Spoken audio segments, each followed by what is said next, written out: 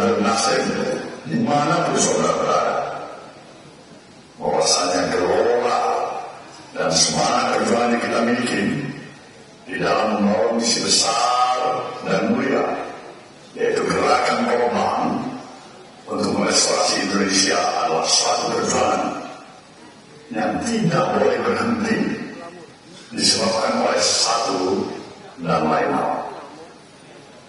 Apalagi ketika ada upaya yang memaksakan kita untuk meninggalkan komitmen dan misi idealisme kita untuk berubah, hingga kita tidak lagi berpegang pada jati diri yang kita miliki sebagai satu institusi partai politik yang tentunya ingin membangun dan mempertahankan sistem dan values yang tetap harus mendapatkan tempat dan kehormatan dari berbagai dialektika dan romantika dalam kehidupan kebangsaan yang kita jalankan.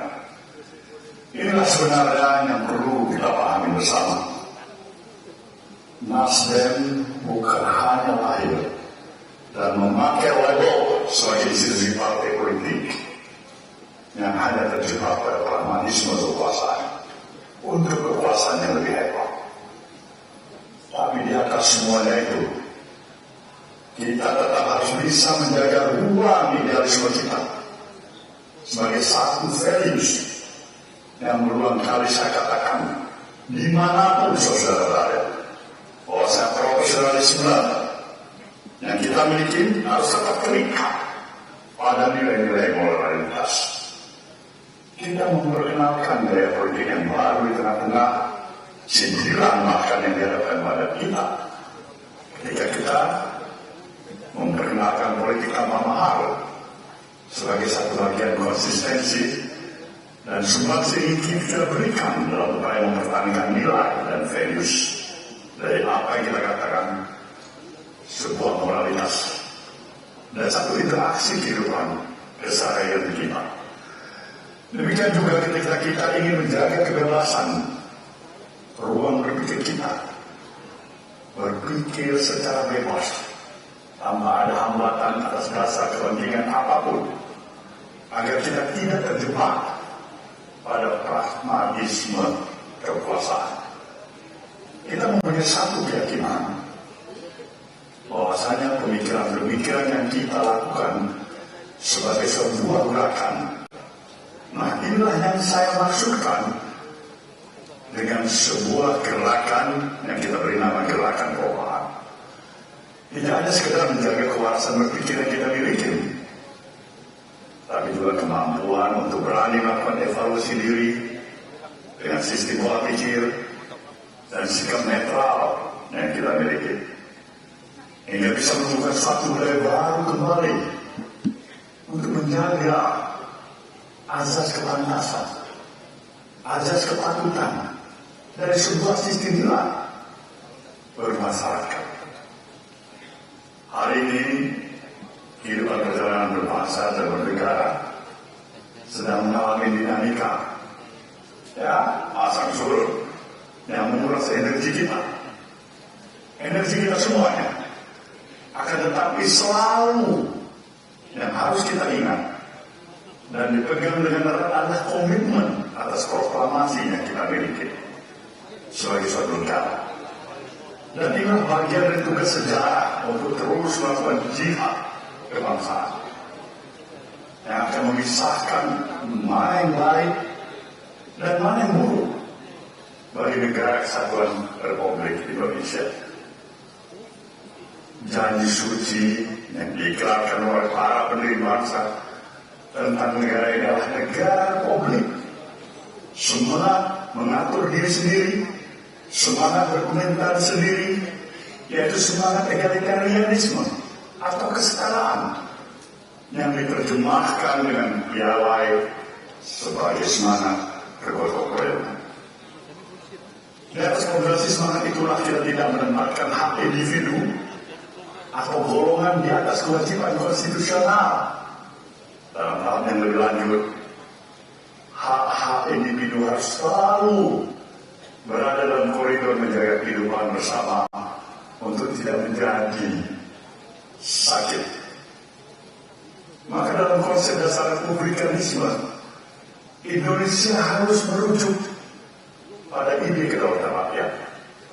Konstitusionalisme, representasi, dan pembatasan kekuasaan. Saudara, para kader Partai Nasdem yang saya banggakan, seorang pemikir pernah menyatakan, kekuasaan adalah power yang tend to corrupt, and absolute power adalah corrupt, absolutely. Saya pikir ungkapan tersebut begitu rapi pada hari ini. Negeri kita ini, mau tidak mau, suka atau tidak suka, telah menimbulkan keprihatinan yang luar biasa terhadap kita semuanya, warga negara bangsa ini.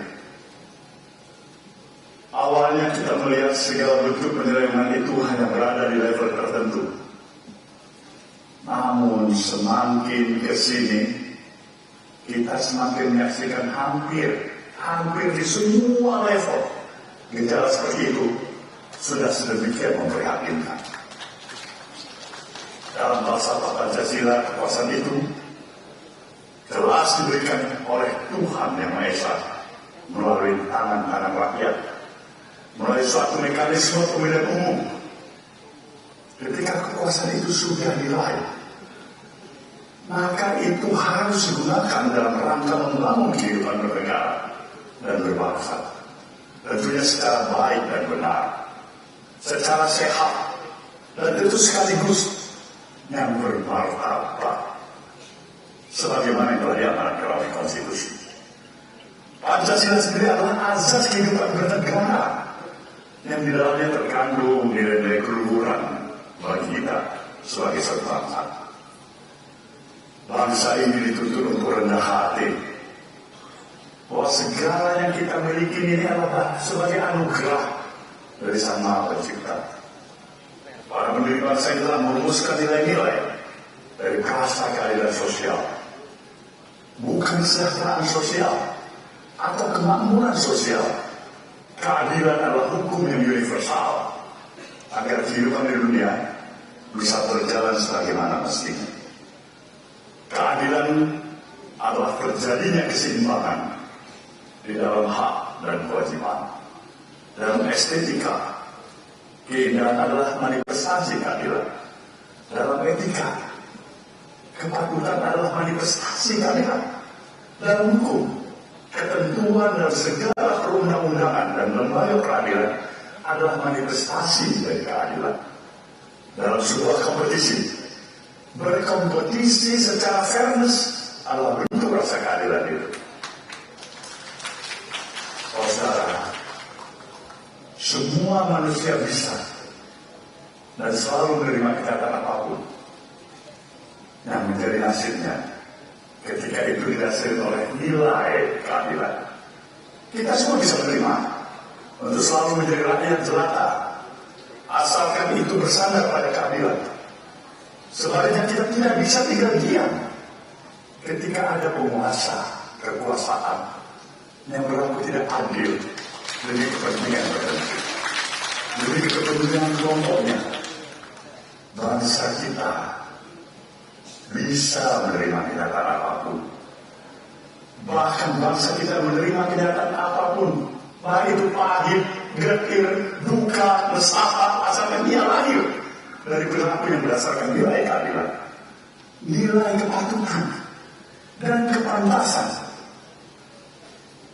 Sebaliknya, sejahtera apapun, semakmur apapun suatu bangsa, jika tidak ada keadilan di dalamnya, maka gugatan demi gugatan adalah yang akan terus datang silih berganti.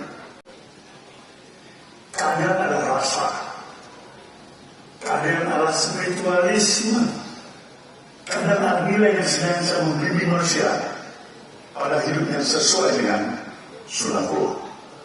Itulah mengapa di dalam negeri yang makmur dan sejahtera tetap ada lembaga peradilan itu.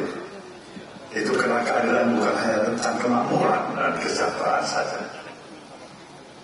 Para kader Nasdem yang saya banggakan, dalam situasi yang krisis akan selalu ada sesuatu yang melahirkan jiwa-jiwa yang takut tanpa pijakan yang kuat, sehingga muncul semangat oportunisme, coba-coba mencari untung di tengah-tengah merosotnya pamor dan kepercayaan kepada lembaga-lembaga negara.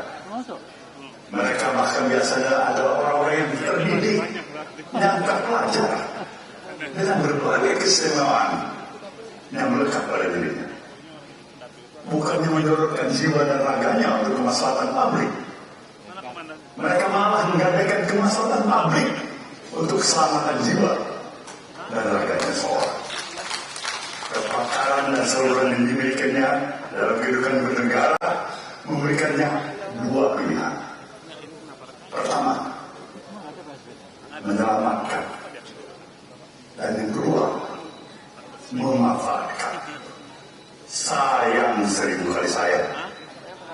Pilihan pertama adalah jalan sunyi yang jarang diambil sebagai pilihan pertama dan tentunya tidak lama. Yang kedua adalah jalan yang gemerlap, penuh keistimewaan. Disinilah janji-janji kejayaan sebagai pribadi dihelatkan. Maka hari-hari ini kita melihat betapa banyaknya upaya membawa negara dan aparaturnya melayani kepentingan pribadi dan golongan. Upaya membawa negara dan aparaturnya kepada kepentingan praktis macam itu telah melahirkan sosialista, ketidakpercayaan sosial, ketidakpercayaan rakyat pada negara. Kritik kemudian muncul dalam bentuk sinisme dan cemoohan yang sudah sangat kasar sebagai bangsa yang beradab. Tentu negara mengalami penurunan derajat keimbauan pada tingkatan yang paling rendah. Rakyat mengalami kesulitan menempatkan kepercayaannya kepada siapa. Maka hari-hari ini akan mudah sekali kita menemui rakyat yang merasa cukup dapat memerintah dirinya sendiri. Saat ini kita berada di ujung tanduk kerusakan yang paling mencemaskan sepanjang kehidupan berbangsa dan bernegara. Kita berharap semua pemimpin nasional dan rakyat tidak kehilangan kontrol, loss of control. Saudara, para kader yang saya banggakan, belajar dari berbagai peradaban yang besar. Kehilangan adalah selalu melahirkan kebingungan ilmu dan melahirkan pemimpin palsu. Seorang pemimpin dengan begitu bukanlah mereka yang dipuja saat cemerlang dan dihujat saat teduh. Seorang pemimpin adalah otensitas dalam kerelaannya untuk mengorbankan diri dalam mencapai keadilan dan kemakmuran bagi rakyat. Pemimpin adalah mereka yang akan memegang konstitusi lebih erat dibandingkan ikatan paling primer dalam diri. Kesejatian ini hanya akan terlihat dalam ujian menghadapi masa-masa menentukan. Masa-masa yang dalam bahasa Bung Karno selalu ditegaskan, very, very close. Masa-masa yang berbahaya sebagai bangsa. Pertarungan besar sedang terjadi karena satu dua kelompok akulturir yang siap mencadangkan kepentingan rakyat untuk sekedar meraih kekuasaan. Kita sebagai bangsa tentu menginginkan yang terbaik, baik kelanjutan jalan kita ke depan. Meskipun masa-masa ujian pasti ada, tapi semangat kebangsaan adalah nalar yang harus dijaga sepanjang hayat kita masih dikandung badan. Kita tidak bisa melihat saat ini sekian banyak maling yang teriak maling, sekian banyak pula yang telah menjadi musang berbulu ayam. Kita berada pada compang-campingnya etika dalam kehidupan berbangsa. Kita sedang menyaksikan ciri-ciri kemunafikan bekerja. Mereka yang berusaha menghindari suatu kejahatan dengan melangkah menuju kejahatan lain yang berlawanan. Saya kutip satu pesan dari Bung Adam Malik dalam In the Service of Republic. Dalam permainan ini, cepat atau lambat, semua orang harus pergi. Penguasa akan hilir mudik berganti. Politisi pun demikian juga. Namun, negarawan akan selalu berada dan hidup di dalam rakyat. Kita selalu yang pesan khusus pada pemimpin-pemimpin kita terdahulu untuk selalu menjero mengikuti, mengubur dalam-dalam, memikul tinggi-tinggi. Setiap pemimpin pasti ada kekurangan, pasti ada kesalahan. Namun setiap pemimpin selalu ada pencapaian yang gila-gila. Itu kita katakan sebuah legacy yang harus diangkat sebagai contoh teladan. Satu ujian penting dalam hidup bangsa dan negara bukanlah apakah akan muncul tokoh-tokoh sekaliber para pendahulu kita, tetapi melainkan apakah pemimpin formal atau informal, dan terutama organisasi kemasyarakatan, organisasi termasuk partai-partai politik, berani bertindak untuk mencegah kerusakan yang terjadi pada bangsa dan negara. Republik ini membutuhkan keberanian untuk tetap waras dalam berpolitik, untuk selalu menjaga prinsip-prinsip dalam politik. Tidak ada kekuasaan besar maupun kecil yang pernah diizinkan bertakhta terus-menerus sepanjang zaman. Sejarah menyampaikan kepada kita bahwa berapa besar pun kekuasaan seorang manusia, di satu waktu dia akan berada juga. Oleh karena itu, nasihat dan filosofi Jawa menyebutkan Eling lan waspada. Dengan tunjuk untuk senantiasa waspada, agar tidak mudah tergiur oleh segala godaan. Sesaat ketika kita lagi berkuasa, kontrol diri. Jangan sampai melewati batas yang merugikan orang lain. Ingatlah pula batas dan apa yang akan ditinggalkan oleh seorang manusia. Bukan dari, bukan benar, melainkan nama baik yang akan ditinggalkan dari seorang manusia. Lalu itu kita tidak pernah menjadi penguasa. Terserah para kader yang saya banggakan.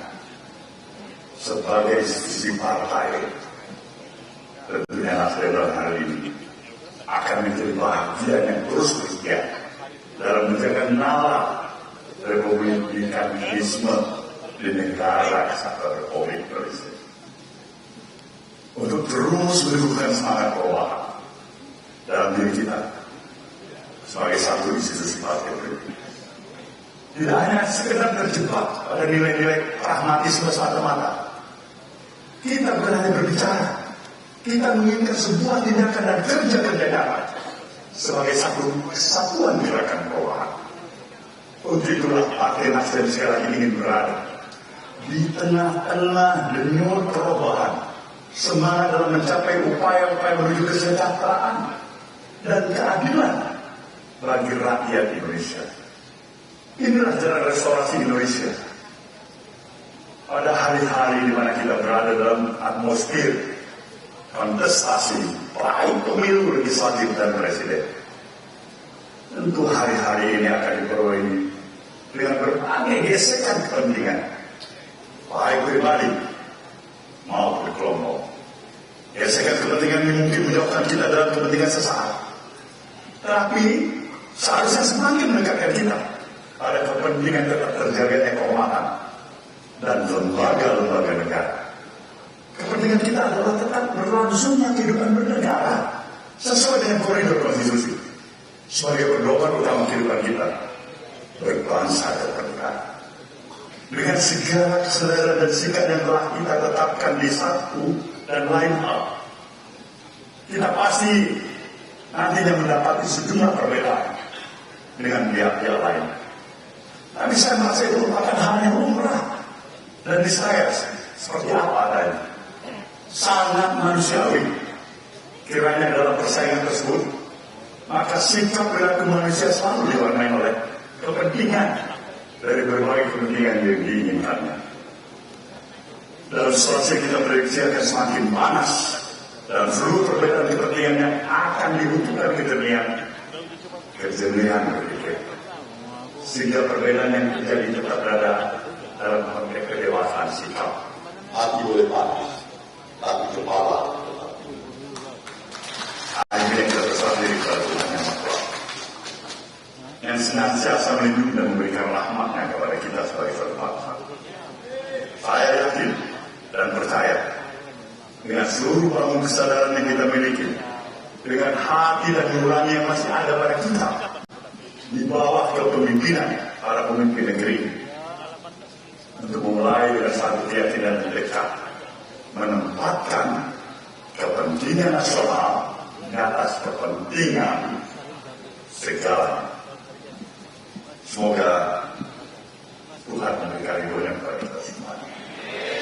Dirgahayu Partai Nasdem, Jaya Indonesia.